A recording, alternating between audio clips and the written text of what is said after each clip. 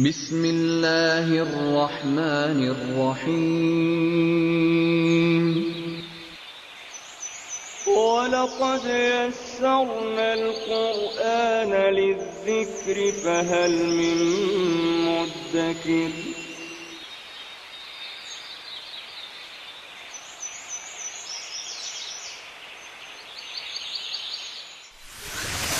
ألف باء تاء ثاء جيم حاء خاء دال ذال راء زاي سين شين صاد ضاد طاء عين غين فاء قاف كاف لام ميم نون هاء واو ياء ياء هذه حروف الهجاء.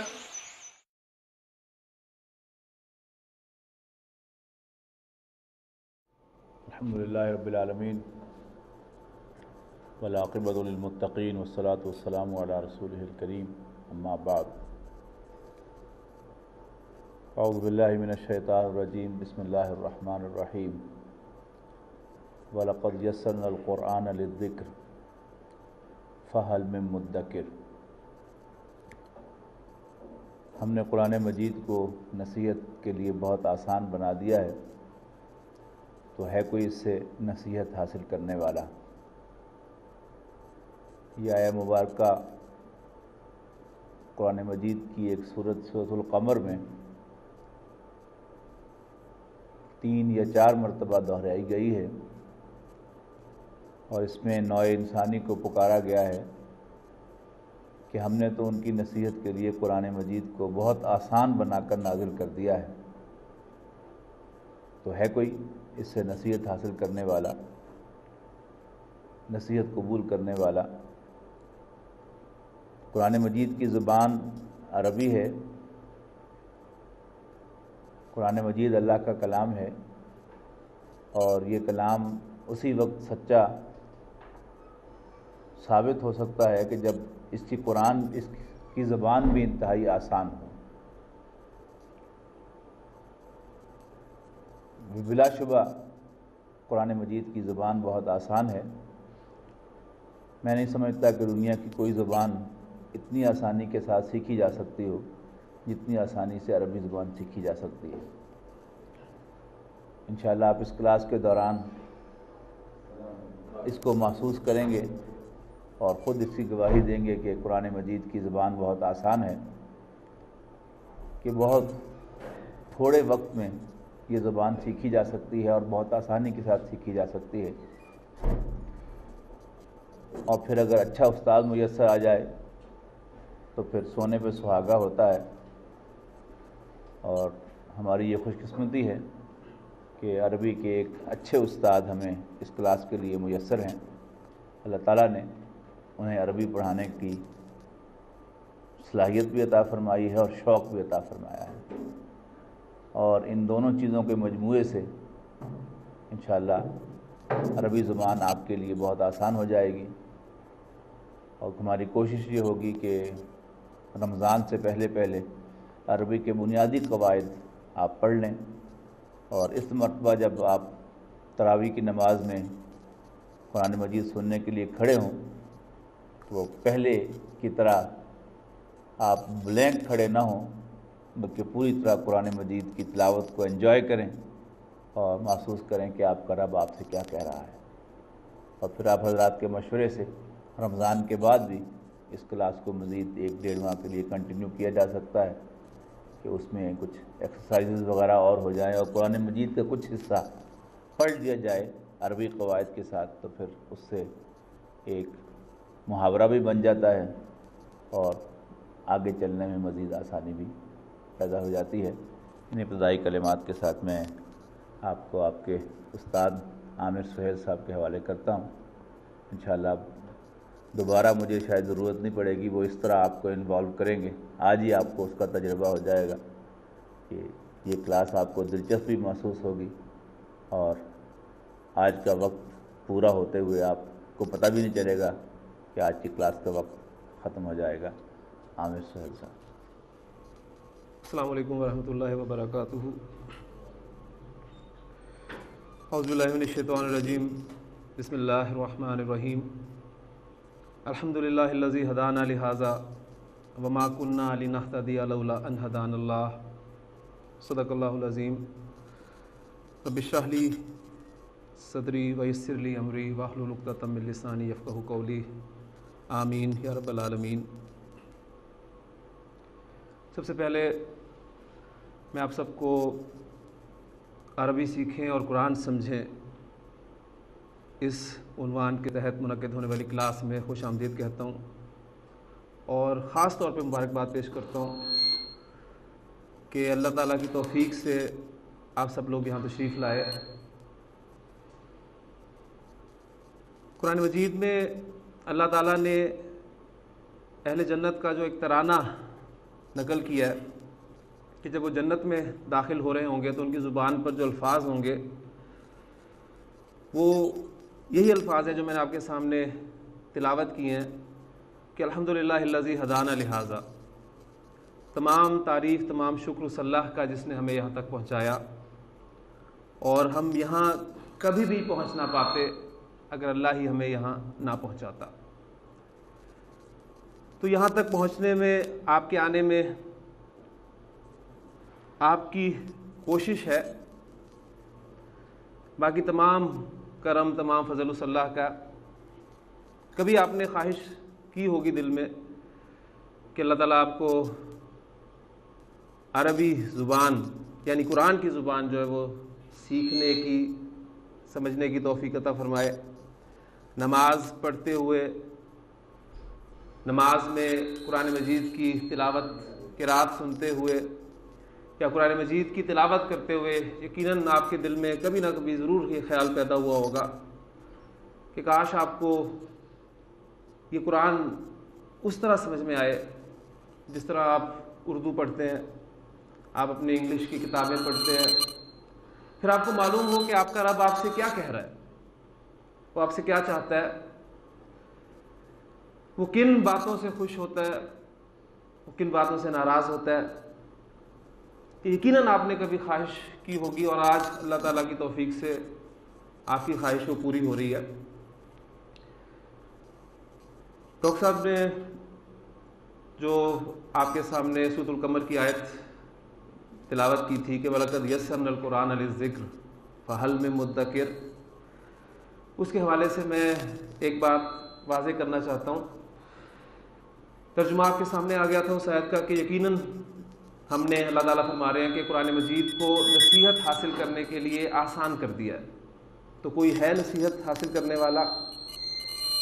तो यहाँ पहली बात आपने जहन में ये रखनी है कि कुरान मजीद समझने के लिए जो हम अरबी ज़ुबान सीख रहे हैं इसका मकसद कुरान मजीद की नसीहत हासिल करना है।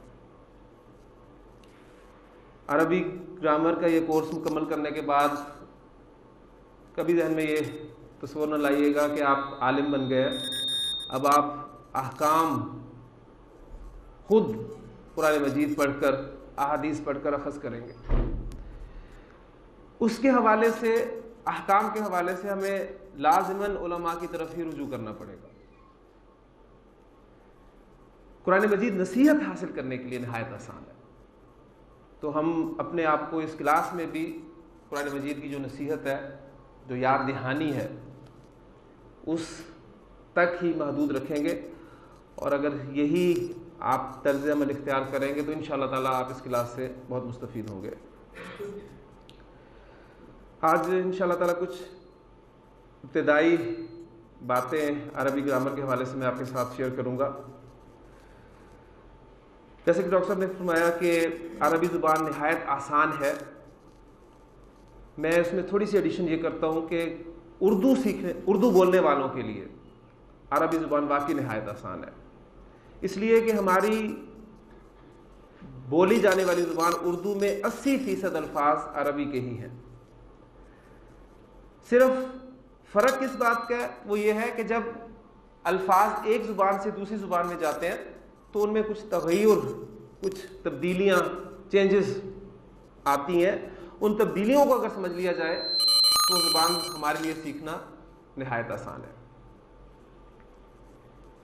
किसी भी ज़ुबान को सीखने के दो तरीके होते हैं।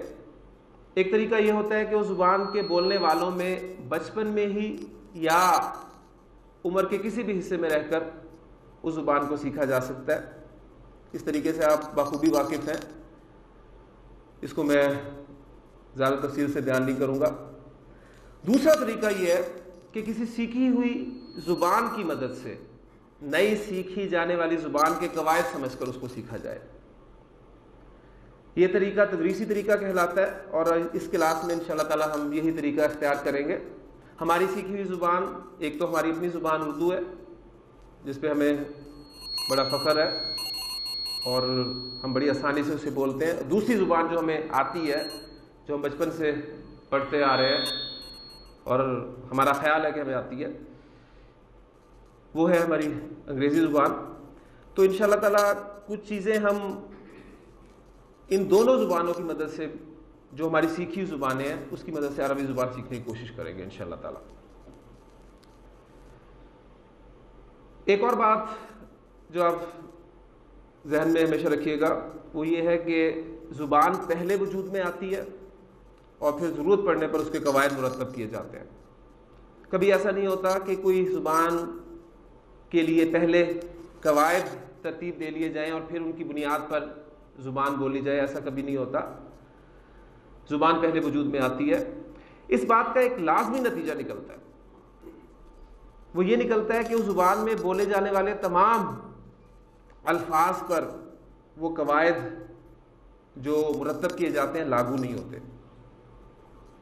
اس لیے ایک بات آپ ابھی سے اپنے ذہن میں اچھی طرح بٹھا لیں کہ آپ جب بھی عربی زبان کا یہاں کوئی قاعدہ سیکھیں گے، پڑھیں گے، یاد کریں گے، سمجھیں گے، اس قاعدے کے حوالے سے ایکسیپشن کے لیے آپ نے ذہن میں جگہ ضرور بنانی ہے. اگر آپ ایسا نہیں کریں گے تو کنفیوز ہوں گے. آپ نے ایک قاعدہ سیکھا، اس کی اپلیکیشن دیکھی، اس کو یاد کر لیا، پریکٹس کچھ الفاظ کی اس کے مطابق کر لی، لیکن آگے جا کر کچھ باتیں اس قاعدے کے مطابق نہ ہوئیں تو آپ کنفیوز ہوں گے. اگر آپ ایکسیپشن کہہ کے آگے گزر جائیں گے تو انشاءاللہ تعالیٰ آپ کے لیے آسانی ہوگی. تو پہلا عربی زبان کا بنیادی قاعدہ میں نے آپ کو پڑھا دیا کہ عربی زبان میں جو بھی قاعدہ آپ سیکھیں گے اس قاعدے کے لیے اس قاعدے کا کوئی نہ کوئی ایکسیپشن ضرور ہو. اب ظاہر بات ہے یہ بھی قاعدہ ہے تو اس قاعدے کا بھی ایکسیپشن ہونا چاہیے. تو اس قاعدے کا ایکسیپشن یہ ہے کہ آپ کو کچھ نہ کچھ قواعد ایسے ضرور ملیں گے جن کا کوئی ایکسیپشن نہیں ہوگا. عربی زبان میں بنیادی حیثیت حروف الہجا کو حاصل ہے. حروف الہجا جنہیں ہم اردو میں حروف تہجی کے نام سے جانتے ہیں اور انگریزی میں الفابیٹ کے نام سے ہم واقف ہیں. ان حروف الہجا کی تعداد کیا ہے اور یہ کون کون سے حروف ہیں، ان دو سوالوں کا جواب آپ کو میں یہ حروف لکھنے کے بعد انشاءاللہ تعالیٰ آپ خود ہی اس کا جواب حاصل کر لیں گے. تو میں حروف اگر آپ کے سامنے لکھ دوں تو ان کی تعداد اور کون کون سے ہیں یہ آپ کو انشاءاللہ تعالیٰ خود معلوم ہو جائیں گے. تو اللہ کا نام لے کے ہم باقاعدہ اپنے عربی گرامر کورس کا آغاز کرتے ہیں اور بالکل میں آپ کو بنیاد سے لے کے چلوں گا.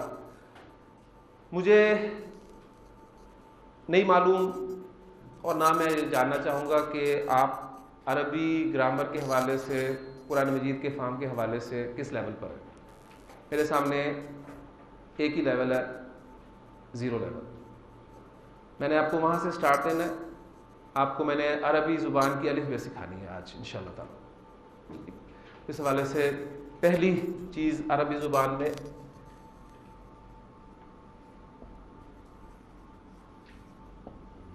حروف الہجا.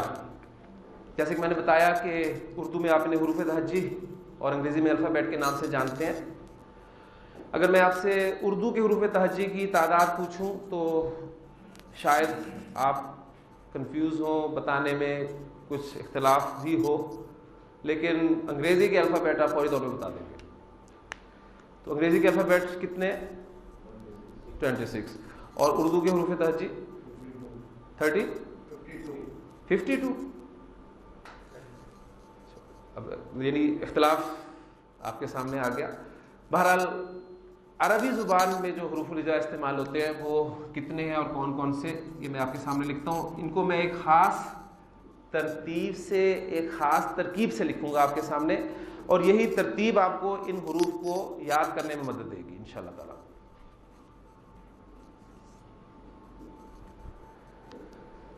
یہ حروف الہجا میں نے آپ کے سامنے بورڈ پہ لکھے ہیں، اور آپ ایک خاص ترتیب میں ان حروف کو دیکھ رہے ہیں کہ میں نے 7 حروف ایک لائن میں لکھے، اور 7 حروف کی یہ کتنی لائنز ہیں ٹوٹل؟ 4، تو ٹوٹل حروف کتنے ہو گئے؟ 28۔ تو عربی زبان میں جو حروف الہجا کی تعداد ہے وہ 28 ہے۔ اس تعداد میں بھی ایک اختلاف ہے، وہ انشاءاللہ تعالیٰ اگلی بات بتانے کے بعد آپ کے سامنے آ جائے گا۔ ان حروف کی ادائیگی، ان حروف کی پروننسیشن جو ہے وہ ایک خاص انداز سے ہوتی ہے۔ قرآن مجید پڑھنے والا ہر قاری جو ہے وہ اس بات کو جانتا ہے۔ اگر میں آپ سے درخواست کروں کہ آپ میں سے کوئی ان حروف کو پڑھ دے تو پھر اس کے بعد میں اپنی بات آگے لے کے چلوں گا انشاءاللہ تعالی۔ جی، الف، با، تا، ہا، جیم، ہا، قاف، دال، زال، را، زا، سین، شین، قاف، طا، طا، ظا، عین، غین، فا، قاف، کاف، لام، میم، نون، واو، ہا، یا۔ آپ نے دیکھا کہ جو حروف الہجا ہیں ان میں آپ کے ایک ساتھی نے ان حروف کو ایک خاص انداز سے ان کی ادائیگی کی ہے۔ اس میں پہلا حرف جو آپ کے سامنے آیا وہ تھا الف، پھر اس کے بعد اس کو اردو میں جس طرح ہم پڑھتے ہیں بے، اس طرح انہوں نے نہیں پڑھا اس کو، بلکہ اس کو انہوں نے با پڑھا ہے۔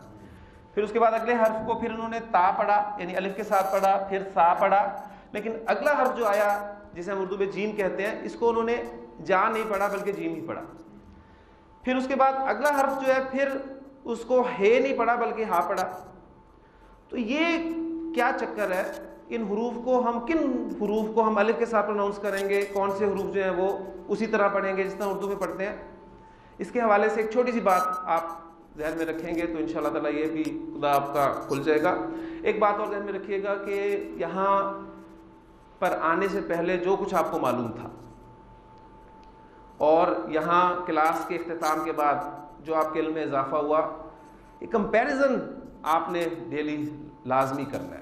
اس سے انشاءاللہ تعالیٰ آپ کو محسوس ہوگا کہ آپ کے علم میں واقعی کچھ نہ کچھ اضافہ ہو رہا ہے۔ چھوٹی سی بات ایک آپ کے سامنے رکھوں گا، دیکھیں یہ جو ہمارے حروف ہیں ان کو اگر میں اردو املا میں لکھوں، جیسے الف کو ہم لکھتے ہیں الف بے، پڑھوں گا میں اردو کے اعتبار سے اور لکھوں گا بھی اردو املا میں، بے، تے، سے، جیم، ہے، خے، دال۔ یہ 8 حروف میں نے آپ کے سامنے لکھے ہیں۔ چھوٹی سی بات ہے وہ انشاءاللہ تعالیٰ سمجھ میں آ جائے گی کہ اردو لکھائی میں جو حروف الہجا بڑی یہ پر ختم ہوتے ہیں،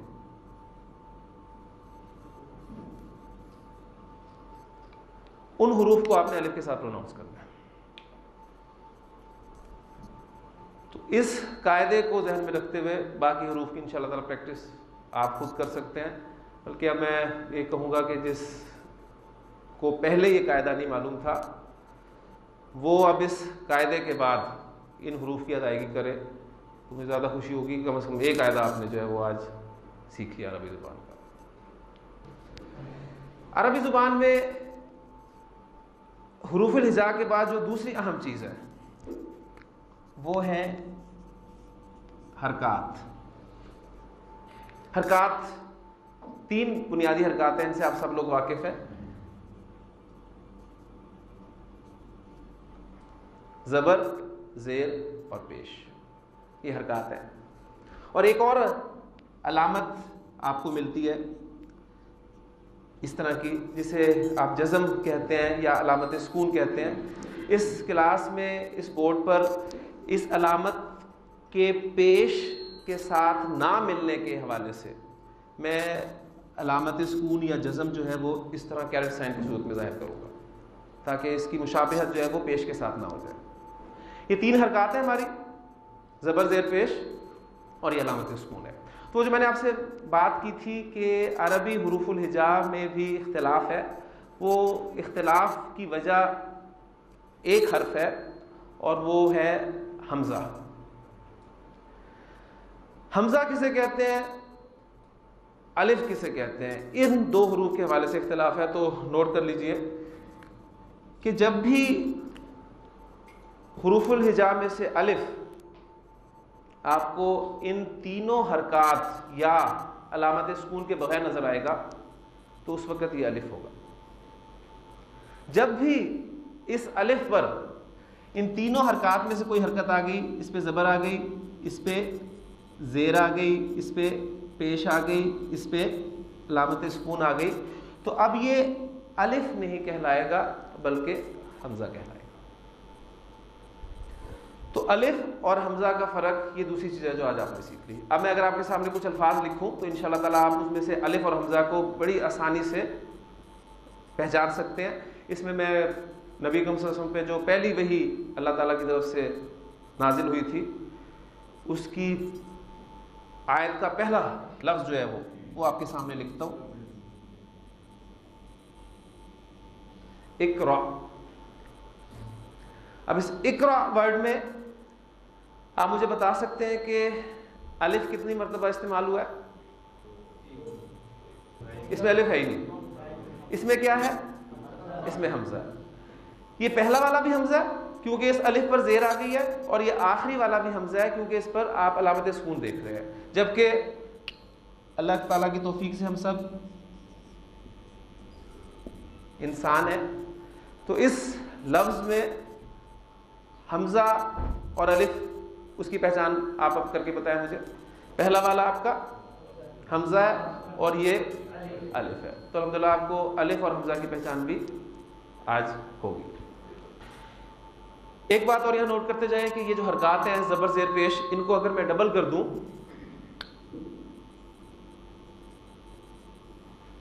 تو اب ان کو تنوین کہا جاتا ہے. تنوین، یہ ڈبل حرکات جو ہے عربی زبان میں تنوین کہلاتی ہیں. اور اس سے اگلی بات، عربی زبان میں اگر ہم اسماء کے حوالے سے بات کریں، اسم کے حوالے سے بات کریں، بہت ساری چیزیں ذہن میں رکھیے گا کیونکہ میں نے آپ کو پہلے کہا کہ ہم تدریسی طریقہ اختیار کریں گے. وہ چیزیں ہم نے سیکھی ہوئی ہیں اور انشاءاللہ تعالیٰ میں آپ کو عربی اردو میں پڑھاؤں گا. انشاءاللہ تعالیٰ اردو میں آپ پڑھیں گے، آپ کو عربی بھی آ جائے گی. اور اس حوالے سے ہمیشہ مجھے وہ بات یاد آتی ہے کہ وہ ایک صاحب نے کسی سے کہا تھا کہ یار تمہیں انگریزی سمجھ میں آتی ہے؟ اس نے کہا بالکل آتی ہے اگر اردو میں بولی جائے. تو انشاءاللہ تعالیٰ آپ کو عربی بالکل سمجھ میں آئے گی، اس لیے کہ ہم اس پوری کلاس میں اردو میں عربی پڑھیں گے، وہ آپ کو آ جائے گی انشاءاللہ تعالیٰ. تو اسم کے حوالے سے آپ سب لوگ واقف ہیں، کوئی ہے؟ عربی زبان میں 85% اسماء، اسم کی جمع ہوتی ہے اسماء، ایسے ہیں جن کے آخر میں یہ ڈبل حرکت آتی ہے، تنوین آتی ہے. یہ ایک ایڈیشنل بات ہے، اس کا اعادہ انشاءاللہ تعالیٰ آگے جا کے ہوگا، لیکن ابھی آپ ذہن میں رکھ لیں اس لیے کہ اقرا یہ فعل ہے اور انسان یہ اسم ہے. لہٰذا آپ کا غالب گمان اس اسم کے بارے میں یہی ہونا چاہیے کہ اس کے آخر میں تنوین ہوگی، کیونکہ 85% بہت بڑا حصہ ہے. اس لیے اس کے آخر میں اب یہ تنوین ڈال دوں گا. اس پہ 2 پیش بھی آ سکتے ہیں، 2 زبر بھی آ سکتے ہیں، 2 زیر بھی آ سکتے ہیں. وہ کیوں آتے ہیں یہ انشاءاللہ تعالیٰ آہستہ آہستہ آپ سیکھیں گے. تو 85% اسماء عربی زبان میں ایسے ہیں جن پہ تنوین آتی ہے.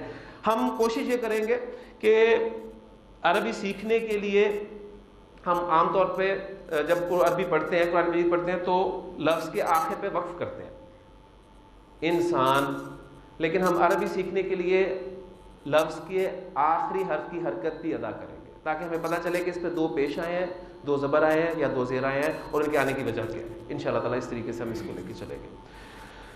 حروف الہجا ان کی تعداد 28 یا 29 اور فرق الف اور حمزہ کا. اور فرق کیوں ہے یہ بات آپ کے سامنے آ گئی. دوسری بنیادی چیز حرکات، 3 حرکات زبر زیر پیش، 1 علامت سکون. اب اس سے آگے چلتے ہیں. حروف اور حرکات کے ملنے سے لفظ بنتے ہیں. اہم بات جو ہے آپ کے انہیں حروف الہجا میں سے میں کچھ حروف لے رہا ہوں اور ان پہ مناسب حرکات اور علامت سکون کی مدد سے میں انشاءاللہ تعالی الفاظ آپ کے سامنے لکھتا ہوں. سب سے پہلے میں آپ کے سامنے جس چیز سے لکھ رہا ہوں اس کے لیے میں قاف، لام، میم 3 حروف لیتا ہوں، یہاں سے ان پہ مناسب حرکات لگاتا ہوں اور یہ مجھے پتہ چل چکا ہے کہ 85% اسماء پہ تنوین آتی ہے اس کے آخر میں. تو لفظ آپ کے سامنے آ گیا قلم، قلمن ہم اسے بولیں گے. پھر الف، نون، سین، الف اور نون، اس پہ مناسب حرکات. لفظ بن گیا آپ کے سامنے انسان. پھر اسی طرح وہ جو اقرا ہم نے ورڈ لکھا تھا اس کے لیے بھی انہی حروف الہجا میں سے حروف میں نے لیے تھے. اقرا. پھر ایک لفظ قرآن مجید میں آپ نے کثرت سے دیکھا ہے فی. تو یہ تمام حروف الہجا مناسب حرکات کے بعد لفظ بنانے کے کام آتے ہیں. تو اگلی بات جو آپ کے سامنے آئی ہے وہ یہ ہے کہ حروف اور حرکات کے ملنے سے لفظ بنتے ہیں. لفظ کس طرح بنتے ہیں؟ حروف اور حرکات کے ملنے سے لفظ بنتے ہیں. ایک لفظ بڑا اہم ہے، اس کے حوالے سے بھی آپ کو تھوڑا سا میں تعارف کراتا چلوں. یہاں سے میں آپ کے سامنے کاف، تا، الف اور با ان پہ مناسب میں حرکات لگاتا ہوں کیونکہ لفظ بن کے آپ کے سامنے کتاب. کتاب کا چھوٹا سا ایک تعارف میں آپ سے کراتا چلوں تاکہ آپ کے سامنے آئے کہ قرآن مجید ہمارے لیے ہدایت کس طرح ہے.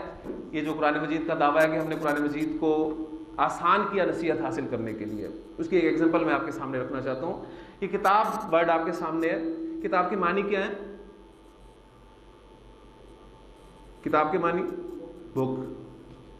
اور بک کسے کہتے ہیں؟ جسے پڑھا جائے کتاب کو کہتے ہیں. وہ کتاب اس سے آپ سب لوگ واقف ہیں، لیکن دوسری کتاب جس کا تعارف میں آپ کو کرانا چاہتا ہوں وہ کتاب میری اور آپ کی زندگی کی کتاب. یہ وہ کتاب ہے جس کے رائٹر، آتھر میں، آپ ہم سب خود ہیں. ہم اپنی اس کتاب زندگی کا ایک صفحہ روزانہ کھولتے ہیں اور وہ آج کھل چکا ہے. ہماری آنکھ کھلتے ہی وہ کھل چکا ہے اور اس کتاب زندگی کو ہم نے لکھنا شروع کر دیا. ہم روزانہ اس کتاب زندگی کا ایک صفحہ لکھتے ہیں اور پھر پلٹ دیتے ہیں، پھر لکھتے ہیں، پھر پلٹتے ہیں، پھر لکھتے ہیں، پھر پلٹتے ہیں. اور اس کتاب کا والیوم آپ جانتے ہیں کہ مختلف لوگوں کے اعتبار سے مختلف ہو سکتا ہے. اب یہی وہ کتاب ہے جو آنکھ بند ہوتے ہی، ہماری آنکھ بند ہوتے ہی ہمارے ساتھ بند کر دی جائے گی. یعنی اس دن ہم اپنی اس کتاب زندگی کا آخری صفحہ لکھ رہے ہیں اور پھر قیامت کے دن یہی کتاب اللہ تعالیٰ بندے کے ہاتھ میں دے گا اور کہے گا کہ اقرا کتابک، پڑھ اپنی کتاب، کفا بنفسک الیوم علیک حسیبا، آج تو اپنا حساب کرنے کے لیے خود کافی. اور قرآن مجید کا ہر قاری یہ بات جانتا ہے کہ یہ کتاب جو ہے انسان کو یا تو بڑے اعزاز کے ساتھ اس کے سامنے سے اس کے دائیں ہاتھ میں تھمائی جائے گی، یا پھر یہی کتاب جو ہے وہ اس کتاب کو انسان لینے سے اوائڈ کرے گا تو یہ کتاب اس کی پیٹھ کے پیچھے سے اس کے بائیں ہاتھ میں تھمائی جائے گی. بڑا خوبصورت نقشہ قرآن مجید نے 2 مقامات پہ اس منظر کو پیش کیا ہے. ایک آپ کے سامنے سورۃ الانشقاق میں الفاظ ہیں کہ فَأَمَّا مَنْ أُوتِيَ كِتَابَهُ بِيَمِينِهِ فَسَوْفَ يُحَاسَبُ حِسَابًا يَسِيرًا، پس جسے اس کی کتاب اس کے دائیں ہاتھ میں دی جائے گی تو اس کا تو آسان حساب لیا جائے گا. اور اس آسان حساب کو نبی کریم صلی اللہ علیہ وسلم نے حضرت عائشہ صدیقہ رضی اللہ عنہا کی روایت کے مطابق بیان کیا کہ آسان حساب یہ ہوگا کہ بندے کے نامہ اعمال پر نظر ڈالی جائے گی، اس کی نیکیوں کو اپریشیٹ کیا جائے گا، اس کی کوتاہیوں کو، غلطیوں کو درگزر کیا جائے گا اور انسان کو جنت میں بھیج دیا جائے گا. اور پھر آپ صلی اللہ علیہ وسلم نے فرمایا تھا کہ عائشہ رضی اللہ تعالیٰ عنہ کہ جس کا حساب شروع ہو گیا فقط ہلاکا، تو وہ تو ہلاک ہو گیا۔ تو پہلی بات کہ جس کی کتاب اس کے دائیں ہاتھ میں دی جائے گی فسوف یحاسب حسابا یسیرا، اس کا آسان حساب لیا جائے گا، وینقلب الی اہلہ مسرورا، اور وہ خوشی خوشی اپنے گھر والوں کی طرف لوٹے گا۔ اور اسی بات کو سورۃ الحاقہ میں اللہ تعالیٰ نے اور خوبصورت انداز میں پیش کیا کہ فَأَمَّا مَنْ أُوتِيَ كِتَابَهُ بِيَمِينِهِ فَيَقُولُ هَاؤُمُ اقْرَءُوا كِتَابِيَهْ، پس جس کی کتاب اس کے دائیں ہاتھ میں دی جائے گی تو خوشی سے کہے گا دیکھو پڑھو، یہ لو میری کتاب پڑھو، دیکھو میری کتاب، دیکھو میرا رزلٹ کارڈ، انی ظننت انی ملاق حسابیہ، مجھے یقین تھا کہ میں اپنا حساب، اپنا رزلٹ پا کے رہوں گا۔ فَهُوَ فِي عِيشَةٍ رَاضِيَةٍ فِي جَنَّةٍ عَالِيَةٍ قُطُوفُهَا دَانِيَةٌ، وہی جو آسان حساب کے بدلے میں اب جو کچھ مل رہا ہے نا، فَهُوَ فِي عِيشَةٍ رَاضِيَةٍ قُطُوفُهَا دَانِيَةٌ کُلُوا وَاشْرَبُوا هَنِيًّا بِمَا أَسْلَفْتُمْ فِي الْأَيَّامِ الْخَالِيَةِ، اور اسے کہا جائے گا کھاؤ پیو مزے لے کر ان اعمال کے بدلے میں جو تم گزرے دنوں میں کرتے آئے ہو۔ اور اس کے برعکس وہ شخص بھی ہے جس کو اس کی کتاب، اس کا نام ہے اعمال، اس کے بائیں ہاتھ میں دیا جائے گا، جسے سورۃ الاشقاق میں فرمایا کہ وَأَمَّا مَنْ أُوتِيَ كِتَابَهُ وَرَاءَ ظَهْرِهِ، اس کی پیٹھ کے پیچھے سے جسے اس کی کتاب پکڑائی جائے گی فَسَوْفَ يَدْعُو ثُبُورًا، تو وہ موت پکارے گا، وَيَصْلَىٰ سَعِيرًا، اور جہنم میں چلے گا۔ اور سورۃ الحاقہ میں اس کو بتایا وَأَمَّا مَنْ أُوتِيَ كِتَابَهُ بِشِمَالِهِ فَيَقُولُ يَا لَيْتَنِي لَمْ أُوتَ كِتَابِيَهْ، اور جسے اس کی کتاب اس کے بائیں ہاتھ میں دی جائے گی وہ کہے گا کاش مجھے میری کتاب دی ہی نہ جاتی، وَلَمْ أَدْرِ مَا حِسَابِيَهْ، اور مجھے میرا حساب معلوم ہی نہ ہوتا، یا لیتہا کانت القاضیہ، اور اے کاش وہ جو موت مجھے ایک دفعہ مل گئی تھی وہی میرا کام چکا دیتی، میرا کام وہی تمام کر دیتی، مجھے دوبارہ نہ لایا جاتا۔ اب مجھے یہ بتائیں کہ یہی نصیحت ہے قرآن مجید کی، اس کے لیے کوئی لمبی چوڑی تفاسیر پڑھنے کی ضرورت نہیں۔ ان آیات کا اگر ترجمہ آپ کو ڈائریکٹ آتا ہے، ذہن میں رکھیے گا ترجمہ، کسی بھی زبان کا ترجمہ کبھی بھی اس زبان کا نعم البدل نہیں ہو سکتا۔ آپ پڑھیں وہ الفاظ آپ کے اندر اتر رہے ہوں خود، کیا ہی مزہ آئے گا آپ کو۔ اور ان آیات کے حوالے سے جب یہ الفاظ آپ کے سامنے آئیں گے تو اس کے لیے کوئی لمبی چوڑی تفسیر کی کنسلٹ کرنے کی آپ کو ضرورت نہیں ہے، صرف اپنے آپ کو اس جگہ پر رکھ کر دیکھیں کہ میں کیا کر رہا ہوں، میں اپنی اس کتاب کو کس ہاتھ میں لینے کے کام کر رہا ہوں، میں تیاری کیا کر رہا ہوں، کیا یہ کتاب مجھے دائیں ہاتھ میں ملنے کا چانس ہے، یا اللہ نہ کرے، اللہ نہ کرے دوسری صورت میں میرے ساتھ کیا ہوگا۔ تو یہ قرآن مجید کی نصیحت ہے، اس کے لیے قرآن مجید نے فرما دیا کہ وَلَقَدْ يَسَّرْنَا الْقُرْآنَ لِلذِّكْرِ فَهَلْ مِن مُدَّكِرٍ، ہم نے قرآن کو آسان کر دیا ہے نصیحت حاصل کرنے کے لیے، تو کیا کوئی ہے نصیحت قبول کرنے والا؟ اور الحمدللہ ہم سب اس کے جواب میں یہاں پر بیٹھے ہیں کہ یس وی آر، ہم اس نصیحت کو قبول کرنے کے لیے اللہ یہاں پر آئے ہیں، اور دعا کریں اللہ تعالیٰ سے کہ اللہ ہمارے لیے آسانی فرما۔ اور بڑی خوبصورت دعا ہے اس حوالے سے، میں اب آپ کے سامنے اب وہ بورڈ پہ لکھوں گا تاکہ آپ کو یہ اندازہ بھی ہو جائے اور احساس بھی ہو جائے اور اس کی اہمیت واضح ہو جائے کہ یہ کوئی معمولی کام نہیں ہے جس کے لیے آپ یہاں پر آئے ہیں۔ سب سے پہلی بات جو میں نے آپ کے سامنے رکھی کہ آپ اللہ تعالیٰ کی توفیق سے، خصوصی فضل و کرم سے یہاں تشریف لائے۔ بہت، میں فیصل آباد میں جہاں بھی گیا ہوں، جس جگہ بھی گیا ہوں، میں نے اس کلاس کے حوالے سے بینر پڑھا، جس چوک میں، جس جگہ سے میں گزرا ہوں، مجھے ڈاکٹر عبدالسمیع صاحب کے درس اور عربی گرامر کی کلاس کے حوالے سے بینر لگا ہوا ملا۔ تو آپ مجھے ذرا یہ بتائیے کہ کیا پورے فیصل آباد کی اللہ تعالیٰ کے کلام سے محبت کرنے والوں کی تعداد بس اتنی سی؟ کتنے لوگوں نے اس بینر کو پڑھ کر اس کلاس میں آنے کا ارادہ کیا ہوگا؟ لیکن وہ یہاں پر نہ آ پائے۔ آپ لوگ جو یہاں پر بیٹھے ہیں، کیوں؟ یقیناً آپ خاص لوگ ہیں جنہیں اللہ تعالیٰ نے اس کے لیے چنا ہے. اس پہ اللہ تعالیٰ کا تہ دل سے شکر ادا کرے اور اسی سے دعا کرے کہ اللہ تیری توفیق سے ہم یہاں پر آ ہی گئے ہیں تو ہمارے لیے آسانی فرمانا. ربی یسر بڑی خوبصورت دعا ہے جو عام طور پر مدارس میں سکھائی جاتی ہے.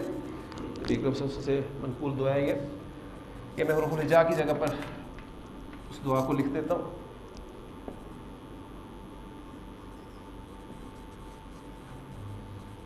رب یسر، اے میرے رب آسانی فرمانا.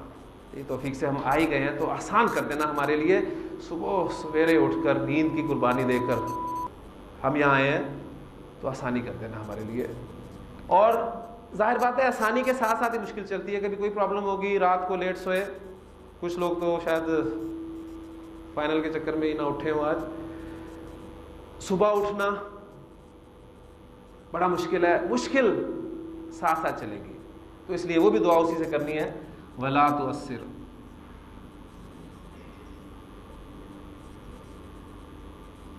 رب یسر ولا تؤثر، اے میرے رب آسانی فرمانا اور مشکل نہ فرمانا.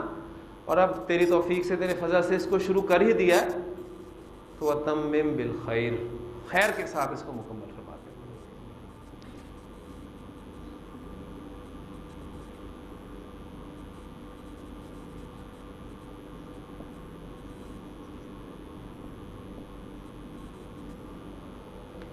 رب یسر ولا تعسر وتمم بالخیر.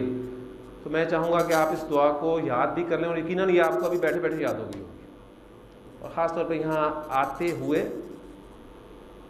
پڑھیں، یہاں بیٹھ کر پڑھیں اور اپنی ہر نماز کے بعد اس دعا کو پڑھیں.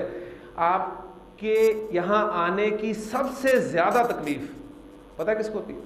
شیطان کو. سب سے زیادہ تکلیف شیطان کو ہوتی ہے، کیونکہ یہ پرسنالٹی، آج ہی ہم نے سورہ ابراہیم میں وہ واقعہ ہی پڑھا ہے کہ اس دن قیامت کے دن جب فیصلہ کر دیا جائے گا اور شیطان کو اس کے پیروکاروں کے ساتھ جہنم میں بھیج دیا جائے گا، تو اس وقت وہ کہے گا کہ دیکھو ایک اللہ نے بھی تم سے وعدہ کیا تھا تو اس نے تو اپنا وعدہ سچ کر دکھایا، ایک میں نے بھی تم سے وعدہ کیا تھا اور میں نے وعدہ خلافی کی. اب مجھے ملامت نہ کرو، ولا تلومونی ولوموا انفسکم، اپنے آپ کو ملامت کرو.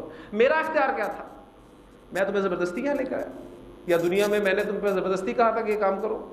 میں نے تو صرف ایک تمہیں دعوت دی تھی، ٹیمپٹیشن تمہارے سامنے رکھی تھی، اور یہ پھر اس کے بعد تمہارا اختیار تھا کہ تم نے اس کو چوز کیا. تو سب سے زیادہ جو ہے مصیبت، مسئلہ، تکلیف وہ شیطان کو ہے، کیونکہ اس نے اللہ تعالیٰ کو چیلنج کیا تھا اسی انسان کی وجہ سے. بڑے خوبصورت الفاظ ہیں سورۃ الاعراف کے کہ اس نے کہا تھا کہ فَبِمَا أَغْوَيْتَنِي، اے میرے رب جس کی وجہ سے تو نے مجھے گمراہ کیا ہے، میں بھی تجھے کہتا ہوں کہ لَأَقْعُدَنَّ لَهُمْ صِرَاطَكَ الْمُسْتَقِيمَ، کہ میں بھی ضرور بضرور ان کے لیے گھات لگا کر تیرے سیدھے راستے پر بیٹھوں گا. ثُمَّ لَآتِيَنَّهُم مِّن بَيْنِ أَيْدِيهِمْ، پھر میں ان پر حملہ آور ہوں گا ان کے سامنے سے، وَمِنْ خَلْفِهِمْ، ان کے پیچھے سے، وَعَنْ أَيْمَانِهِمْ، ان کے دائیں طرف سے، وَعَنْ شَمَائِلِهِمْ، اور ان کی بائیں جانب سے، وَلَا تَجِدُ أَكْثَرَهُمْ شَاكِرِينَ، اور اے اللہ تو ان میں سے اکثر کو شکر کرنے والا نہیں پائے گا. تو وہ جو سیدھے راستے پر اس نے کہا تھا کہ میں لازماً بیٹھوں گا، اور عربی زبان میں تاکید کا اخیر اسلوب جو ہے وہ اس طریقے سے ظاہر ہوتا ہے کہ شروع میں لام لگایا جاتا ہے، فعل کے شروع میں، فعل مضارع کے شروع میں لام، اور اینڈ پر نون مشدد، شد والا نون، تو اس سے آخر تاکید جو ہے وہ ظاہر ہوتی ہے. اس نے کہا لَأَقْعُدَنَّ، میں ضرور بھی ضرور بیٹھوں گا. اور وہ سیدھا راستہ کیا ہے؟ آپ ہر نماز میں اللہ تعالیٰ سے دعا مانگتے ہیں کہ اہدنا الصراط المستقیم، اہدنا الصراط المستقیم، اہدنا الصراط المستقیم، اللہ میں سیدھا راستہ دکھا، سیدھا راستہ دکھا. وہ سیدھا راستہ کیا ہے؟ آپ قرآن مجید سورۃ الفاتحہ کے بعد کیا شروع ہو جاتا ہے؟ الف لام میم ذالک الکتاب لا ریب فیہ ھدی للمتقین، یہ ہے سیدھا راستہ. تو اس سیدھے راستے پر تو آپ کو شیطان بیٹھا ہوا لازماً ملے گا، اور پھر وہ آپ پر حملہ آور ہوگا آپ کے سامنے سے، آپ اسے ہٹائیں گے، پیچھے سے آ جائے گا، کوئی بہت اہم کام یاد کرا دے گا، وہاں سے آپ اسے ٹالیں گے تو پھر دائیں طرف سے آ جائے گا، اور بھی نیک کام ہے، چلو کچھ اور کر لیتے ہیں، یہ بھی نیکی کا کام ہے۔ وہاں سے آپ اس کا داؤ ہٹائیں گے تو بائیں طرف سے آئے گا، آخر آپ کو چاروں طرف سے گھیرنے کی کوشش کرے گا، اور ہو سکتا ہے اپنی کوشش میں کامیاب ہو جائے۔ اسی لیے نبی اکرم صلی اللہ علیہ وسلم کو اللہ تعالیٰ نے قرآن مجید میں واحد کے سیغے سے خطاب کر کے فرمایا کہ فَإِذَا قَرَأْتَ الْقُرْآنَ فَاسْتَعِذْ بِاللَّهِ مِنَ الشَّيْطَانِ الرَّجِيمِ۔ اے نبی صلی اللہ علیہ وسلم، جب بھی آپ قرآن مجید پڑھیں تو اللہ کی پناہ مانگ لیا کریں شیطان بدوس سے، اور آپ صلی اللہ علیہ وسلم کی وساطت سے ہم سب کو حکم ہے کہ ہم جب بھی قرآن مجید پڑھنے کے لیے بیٹھیں اس کے لیے کوشش کریں تو اللہ تعالیٰ کی پناہ ضرور مانگ لیا کریں شیطان بدوس سے، کیونکہ اس کا یہ چیلنج ہے۔ اس لیے علماء کہتے ہیں کہ قرآن مجید پڑھنے کے لیے تعوذ یعنی اعوذ باللہ من الشیطان الرجیم کا پڑھنا واجب ہے۔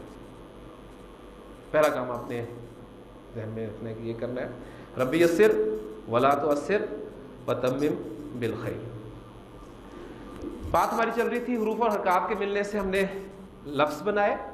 لفظ یہ آپ کے سامنے میں نے 1 2 3 4 5 الفاظ لکھے۔ ایک بات اور سن لیجئے گا کہ جب بھی کسی زبان کے قواعد مرتب کیے جاتے ہیں تو اس زبان میں استعمال ہونے والے تمام بامانی الفاظ ان کی گروپنگ کر لی جاتی ہے، ٹھیک ہے؟ اس لیے کہ حروف اور حرکات کے ملنے سے جو لفظ بنتے ہیں وہ 2 طرح کے ہوتے ہیں، کچھ بامانی ہوتے ہیں اور کچھ بے معنی ہوتے ہیں۔ اب یہ سارے الفاظ جو میں نے آپ کے سامنے لکھے ہیں یہ بامانی الفاظ ہیں۔ اب چونکہ ہمارا اسکوپ قرآن مجید کو سمجھنا ہے، لہٰذا بے معنی الفاظ کو ہم اپنی اس کلاس میں نہیں پڑھیں گے کیونکہ ہم اپنے سلیبس سے باہر کرتے ہیں۔ تو عربی زبان میں استعمال ہونے والا ہر بامانی لفظ کلمہ کہلاتا ہے۔ عربی زبان میں استعمال ہونے والا ہر بامانی لفظ کلمہ کہلاتا ہے۔ اور جو میں بات کر رہا تھا کہ جب بھی کسی زبان کے قواعد مرتب کیے جاتے ہیں تو اس زبان میں استعمال ہونے والے تمام بامانی الفاظ کی گروپنگ کر لی جاتی ہے۔ یہ گروپنگ اب مختلف زبانوں میں مختلف انداز سے کی جاتی ہے۔ انگریزی میں بڑی آسانی سے آپ اس کو سمجھ سکتے ہیں، آپ کے پارٹس آف اسپیچ جو ہیں وہ یہ وہی تقسیم ہے اور ان کی تعداد آپ کو پتہ ہے کہ 8 ہے۔ عربی، اردو اور فارسی اس میں یہ ترکیب اس میں یہ جو ڈویژن ہے تقسیم وہ 3 کی ہے، اسم، فعل اور حرف۔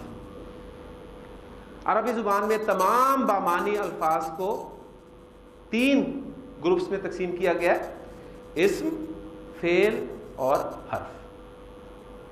اسم کسے کہتے ہیں؟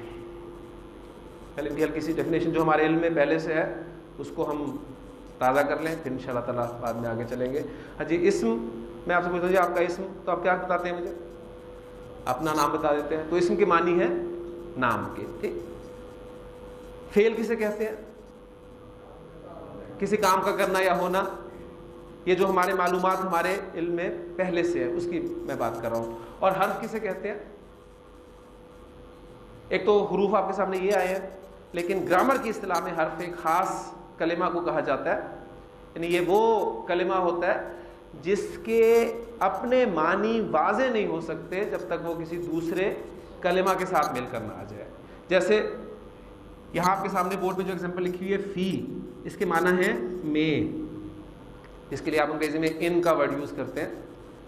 اب میں ایک معنی رکھتا ہے لفظ، لیکن یہ میں کو میں آپ کے سامنے یہاں پر 100 مرتبہ چھوڑ کر 1000 مرتبہ اس کی رٹ لگا دوں، آپ کے سامنے اس کا مفہوم نہیں کلیئر ہو سکتا۔ لیکن جب میں آپ کو کہتا ہوں کمرے میں تو بات کلیئر ہوتی ہے۔ اسم، انسان، کسی چیز کا نام، کسی شخص کا نام، کسی جگہ کا نام، کسی صفت کا نام، کسی کام کا نام۔ یہ تفصیل سے انشاءاللہ تعالیٰ ہم اس کو کل پڑھیں گے۔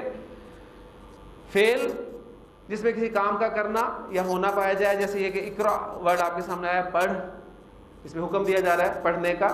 اور حرف جو اپنے معنی اس وقت تک واضح نہیں کر سکتا جب تک کسی دوسرے کلمہ کے ساتھ مل کر نہیں آئے گا۔ ہم اپنی اس کلاس میں جو ترتیب رکھیں گے وہ یہ رکھیں گے کہ اسم کو پہلے سٹارٹ کریں گے انشاءاللہ تعالیٰ، اس کے متعلق قواعد اکٹھے کریں گے. عربی زبان کی خصوصیت ایک یہ ہے کہ عربی زبان میں جملہ فعل کے بغیر بھی بن جاتا ہے. نہ تو انگلش میں بنتا ہے نہ اور کسی زبان میں بنتا ہے. عربی زبان میں فعل کے بغیر بھی جملہ مکمل ہو جاتا ہے. اس لیے اسم مکمل کرنے کے بعد انشاءاللہ تعالیٰ جو ایک ماہ کے اندر اندر ہمارا مکمل ہو جائے گا. آپ قرآن مجید کے بہت سارے جملے یہاں بورڈ پر دیکھیں گے اور خود ان کا انالیسس کریں گے انشاءاللہ تعالیٰ اسم پڑھنے کے بعد ہی. اس کے بعد ہم فعل شروع کریں گے اور پھر فعل کو تفصیل سے پڑھیں گے, اور حرف جو ہے وہ ہم اس کو درمیان میں رکھیں گے, یعنی اسم پڑھتے ہوئے بھی حرف پڑھ لیں گے, کیونکہ اس کا حرف کی آپ کے سامنے ایک پہچان بھی آ گئی ہے کہ یہ کسی دوسرے کلمہ کے ساتھ مل کر ہی اپنا مفہوم واضح کرے گا. اور فعل پڑھتے ہوئے بھی ہم مختلف حروف پڑھیں گے. تو اب تک جو میں نے کچھ پڑھا ہے اس کو میں آپ کے سامنے ریوائز کر دوں. میری خواہش یہ ہوگی, آپ سے میں درخواست بلکہ میں کہوں گا کہ کروں گا کہ اگر آپ نے آج کے لیکچر میں یہ محسوس کیا کہ آپ کو عربی آ سکتی ہے, ایک تو قرآن نے تو بتا دیا نا کہ عربی ہے ہی بہت آسان نصیحت حاصل کرنے کے لیے, لیکن انسان جب تک کچھ کر کے نہ دیکھے اس وقت تک اس کا یقین پختہ نہیں ہوتا. تو اگر آپ کو اندازہ ہوا ہو تھوڑا بہت بھی کہ آپ عربی سمجھ سکتے ہیں, کچھ امید پیدا ہوئی ہے, تو ایک کام آپ کیجیے گا کہ لازماً کل اپنے ساتھ کسی ایک نہ ایک ساتھی کو پکڑ کے ضرور لائیے گا. یہ جگہ میری خواہش ہے کہ ہمیں کم پڑ جائے اور ہم اپنی کلاس ہال میں شفٹ کریں. میرا ارادہ یہ ہے اللہ تعالیٰ کے فضل سے, اس کی توفیق سے, کہ میں نے یہاں پر جو وقت دینا ہے آپ کے لیے اس میں آپ کو میکسیمم آسان طریقے سے عربی قواعد سکھا سکوں. اللہ تعالیٰ میرے لیے بھی آسانی فرمائے, آپ کے لیے بھی آسانی فرمائے.